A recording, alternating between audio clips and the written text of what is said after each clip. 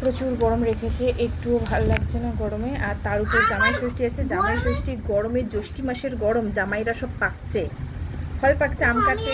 আগে মা মাসিরা সব বলে থাকতো, একটা কথা বলতে দেবে না তুমি দেখো তো। আগে মারা মাসিরা বা আগে ঠামি টামিরা বলতো জ্যৈষ্ঠী মাসের গরমে ফল পাকবে, আম কাঁঠাল পাকবে, সাথে জামাইরাও পাকবে, কারণ এত পরিমাণে গরমটা রাখে। এটা একটি প্রচলিত কথা, অনেকেই হয়তো জেনে থাকবে। তো সেই রকমই ঘরে পাখা চলছে কিন্তু হাওয়া যেন গায়ে লাগছে না, এত গরম হচ্ছে, তো ভাল লাগছে না।